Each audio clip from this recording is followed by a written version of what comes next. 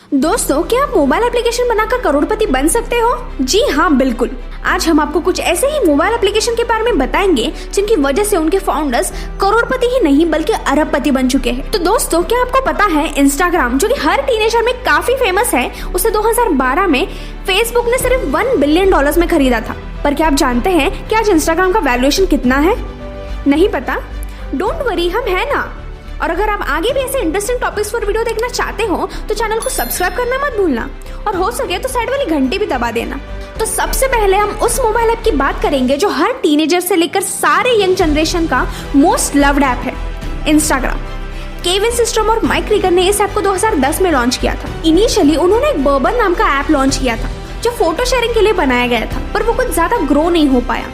फिर उसी ऐप को और मॉडिफाई करके उन्होंने इंस्टाग्राम नाम देकर अक्टूबर 2010 में iOS सिस्टम में उसे लॉन्च किया, और पहले ही दिन 25,000 यूजर्स इंस्टाग्राम पे रजिस्टर हो गए थे। लॉन्च के पहले हफ्ते में ही इंस्टाग्राम के 100K डाउनलोड्स भी हुए थे। और फिर 2012 में एंड्रॉइड फोन्स में भी इंस्टाग्राम लॉन्च होने के बाद 27 मिलियन यूजर्स के साथ ये ऐप बहुत ज्यादा ग्रो करने लगा था। इतनी पॉपुलैरिटी देखकर फेसबुक के फाउंडर मार्क जुकरबर्ग ने भी इस ऐप को $1 बिलियन में खरीद लिया।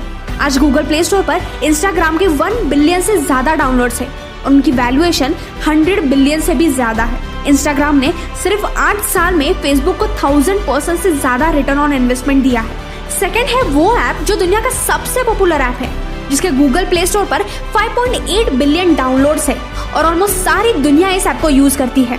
और ये ऐप हर इंसान की एक नेसेसिटी बन चुका है, जिसका नाम है व्हाट्सएप। 2009 में जब व्हाट्सएप के फाउंडर जैन कुमार ब्रैन-एक्टन ने इस ऐप को लॉन्च किया था, तब वो कुछ खास पॉपुलर नहीं था। फिर उसके बाद फ्री मैसेजिंग ऐप और एड फ्री होने के कारण कुछ वक्त के बाद लोग व्हाट्सएप को पसंद करने लगे, जिसके बाद इसके यूजर्स दिन ब दिन रॉकेट की स्पीड से बढ़ने लगे थे। आज व्हाट्सएप 180 कंट्रीज में यूज किया जाता है, तो मुझे आपको बताने की जरूरत नहीं है कि व्हाट्सएप कितना पॉपुलर है। व्हाट्सएप की पॉपुलैरिटी को देखकर 2014 में फेसबुक फाउंडर मार्क जुकरबर्ग ने व्हाट्सएप ऐप को $19 बिलियन में खरीदा था, जो कि उस टाइम का सबसे कॉस्टलीस्ट एक्विजिशन था। आज व्हाट्सएप के फाउंडर जैन कुमार ब्रैन-एक्टन की नेटवर्थ बिलियंस ऑफ डॉलर्स में है। उन्होंने कभी नहीं सोचा होगा कि वो एक ऐप की वजह से बिलियनर्स बनेंगे। थर्ड है वो ऐप जो व्हाट्सएप के बाद सबसे पॉपुलर और मोस्ट यूज्ड ऐप माना जाता है, and that is YouTube. YouTube को 2005 में वैलेंटाइंस डे पर as a dating app launch किया गया था, लेकिन उनकी ये डेटिंग ऐप वाली स्ट्रेटेजी बिल्कुल काम नहीं आई। फिर यूट्यूब के फाउंडर्स ने अपनी स्ट्रेटेजी चेंज की और यूट्यूब को as a video sharing platform launch किया। उसके बाद लोगों को यूट्यूब बहुत पसंद आने लगा। फिर एक साल बाद ही यूट्यूब को गूगल ने $1.6 बिलियन में खरीद लिया था, जिसके बाद से यूट्यूब ने बहुत रैपिडली ग्रोथ किया। यूट्यूब एक ऐसा सोशल मीडिया प्लेटफॉर्म बन चुका है जहां सबसे एंगेजिंग ऑडियंस आती है। आज यूट्यूब पे 1 बिलियन से भी ज्यादा डेली यूजर्स है और हर मिनट यूट्यूब पे 300 आवर्स जितने टोटल वीडियोस अपलोड होते हैं, और हर दिन 5 बिलियन से भी ज्यादा वीडियोस यूट्यूब पर देखे जाते हैं।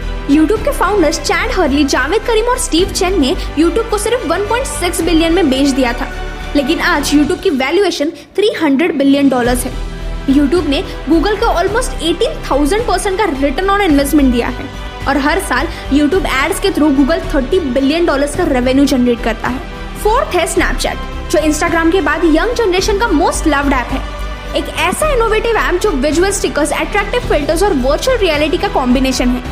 इस ऐप के 3 फाउंडर्स रेजी ब्राउन, इवन स्पेगल और बॉबी मर्फी ने स्नैपचैट को एक कॉलेज प्रोजेक्ट के लिए डिजाइन किया था। सबसे पहले ये ऐप 2011 में पिकाबो के नाम से iOS सिस्टम में लॉन्च हुआ था। पिकाबो नाम से उनको इतना अच्छा रिस्पॉन्स नहीं मिला। फिर कुछ महीनों बाद उनके फाउंडर्स ने इसी ऐप को रीब्रांडिंग करके स्नैपचैट के नाम से लॉन्च कर दिया, और रीब्रांडिंग के बाद वो लोग ऐप की यूजेबिलिटी और टेक्निकल एस्पेक्ट्स पे ज्यादा फोकस करने लगे। इसी वजह से स्नैपचैट बहुत तेजी से ग्रो होने लगा और बहुत पॉपुलर भी हो गया। आज स्नैपचैट के 229 मिलियन डेली यूजर्स हैं और हर दिन 4 बिलियन से भी ज्यादा स्नैप्स भेजे जाते हैं। 2017 में फेसबुक और एप्पल दोनों ने स्नैपचैट को एक्वायर करना चाहा। एप्पल ने तो 30 बिलियन का ऑफर भी दिया था, लेकिन स्नैपचैट के फाउंडर्स ने स्नैपचैट को सेल नहीं किया, और आज उनका वैल्यूएशन $32 बिलियन है, और स्नैपचैट के तीनों फाउंडर्स यंगेस्ट बिलियनर्स की लिस्ट में है। नेक्स्ट नंबर 5 है फ्रीचार्ज। 2010 में कुणाल शाह ने फ्रीचार्ज को as a digital payment platform launch किया था। इस ऐप में ऑनलाइन लाइट के बिल पे करने से लेकर इंश्योरेंस पेमेंट तक सारे ऑप्शंस अवेलेबल थे।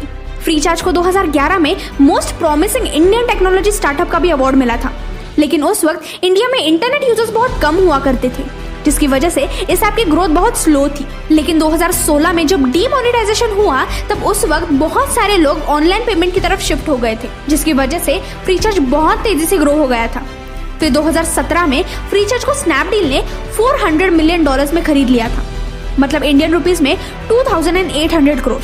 जिसके बाद कुणाल शाह का नाम रिचेस्ट टेक्नोलॉजी एंटरप्रेन्योर्स में आने लगा था। 6 नंबर पर है कैंडी क्रश, एक ऐसा गेम ऐप जो कि आज तक बहुत फेमस है।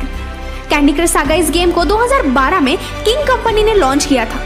लॉन्च होने के बाद ही कैंडी क्रश गेम इतना पॉपुलर हो गया था कि ऑलमोस्ट हर इंसान इस गेम को खेल रहा था, जिसके चलते कैंडी क्रश के ओनर्स हर दिन $4 मिलियन का रेवेन्यू जनरेट कर रहे थे। फिर देखते ही देखते कैंडी क्रश के 1 बिलियन से भी ज्यादा डाउनलोड्स हो गए थे, जिसके चलते कैंडी क्रश के ओनर्स ने 2014 तक 2.1 बिलियन का रेवेन्यू जनरेट कर लिया था। कैंडी क्रश पहला ऐसा मोबाइल गेम था जो इतना ज्यादा वायरल हो गया था, जिसकी वजह से 2015 में कैंडी क्रश को कॉल ऑफ ड्यूटी की पेरेंट कंपनी एक्टिविजन ब्लिजार्ड ने $5.9 बिलियन से खरीद लिया।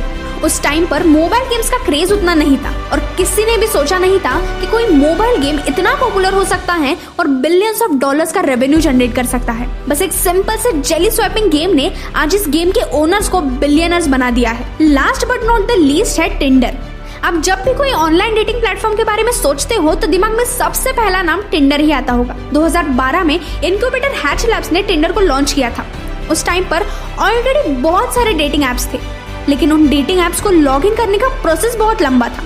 इसीलिए टिंडर ने लॉगिन करने के लिए बहुत सिंपल स्ट्रैटेजी अपनाई। उन्होंने टिंडर लॉगिन के लिए फेसबुक और फोन नंबर को रख दिया, जिसकी वजह से टिंडर दूसरे डेटिंग ऐप से खुद को डिफरेंशिएट कर पाया। हैच लैब्स ने टिंडर के लिए बहुत यूनिक मार्केटिंग स्ट्रैटेजी अपनाई। वो लोग टिंडर को प्रमोट करने के लिए कॉलेजेस में इवेंट्स ऑर्गेनाइज करते थे, जिसके बाद सारे स्टूडेंट्स को वो टिंडर डाउनलोड करने के लिए भी बोलते थे। फिर उन्होंने लोकल इन्फ्लुएंसर्स को टारगेट किया, जिनकी एरिया वाइज पॉपुलैरिटी बहुत अच्छी थी, जिसकी वजह से टिंडर बहुत रैपिडली ग्रो कर पाया। आज टिंडर के 100 मिलियन से भी ज्यादा डाउनलोड्स है और 50 मिलियन एक्टिव यूजर्स है और 10 मिलियन डेली यूजर्स है। आज टिंडर वर्ल्ड का नंबर 1 डेटिंग ऐप है और टिंडर की वजह से उसके सारे फाउंडर्स मिलियनर है।